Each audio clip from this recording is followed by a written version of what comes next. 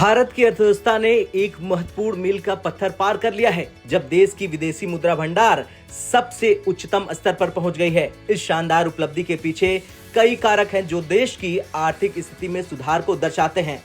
और अब खबर आ रही कि भारत का विदेशी मुद्रा भंडार 29 मार्च को ऐतिहासिक ऊंचाई हासिल करते हुए 645.6 बिलियन डॉलर तक पहुंच गया है। इस बात का खुलासा खुद आरबीआई गवर्नर शक्तिकांत दास ने किया। इससे पहले हफ्ते में 642.63 बिलियन डॉलर भारत का विदेशी मुद्रा भंडार था। आरबीआई गवर्नर शक्तिकांत दास ने कहा कि 29 मार्च 2024 को खत्म हुए सप्ताह में भारत का विदेशी मुद्रा भंडार अपने all time high level 645.6 billion dollar पर जा पहुंचा था। यानी पिछले एक हफ्ते में विदेशी मुद्रा भंडार में करीब 3 बिलियन डॉलर का उछाल देखने को मिला है। अलग अलग बाहरी लचीलेपन वाले इंडिकेटर्स भारत के एक्सटर्नल सेक्टर की मजबूती की ओर इशारा कर रहे हैं। हम अपने एक्सटर्नल फाइनेंसिंग जरूरतों को पूरा करने में कामयाब रहेंगे। अक्टूबर 2021 में विदेशी मुद्रा भंडार 642 बिलियन डॉलर के रिकॉर्ड हाई लेवल पर जा पहुंचा था, लेकिन रूस यूक्रेन संघर्ष और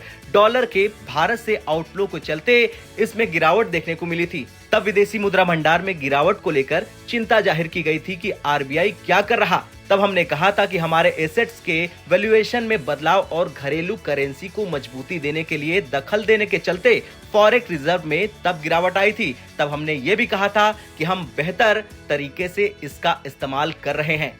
तो ये बयान था आरबीआई गवर्नर का, जिसमें उन्होंने देश को बड़ी खुशखबरी दी।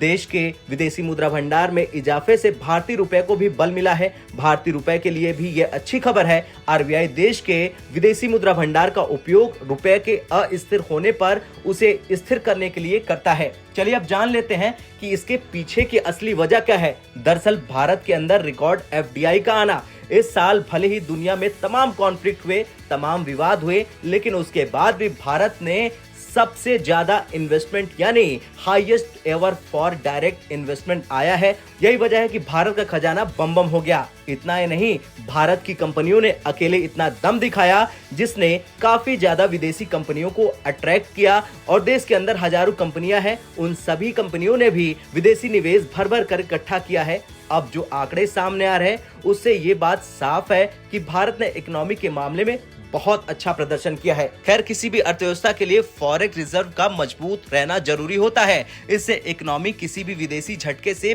बचने में समर्थ होती है। साथ ही इससे फॉरेन इन्वेस्टर्स का भरोसा भी बढ़ता है। फॉरेक्स रिजर्व की मजबूती से कोई भी देश ग्लोबल ट्रेड में अपनी स्थिति मजबूत कर सकता है और साथ ही अपनी करेंसी को उतार चढ़ाव से बचा सकता है। खैर, आपका क्या कुछ कहना है इस रिपोर्ट पर कमेंट कर जरूर बताएं।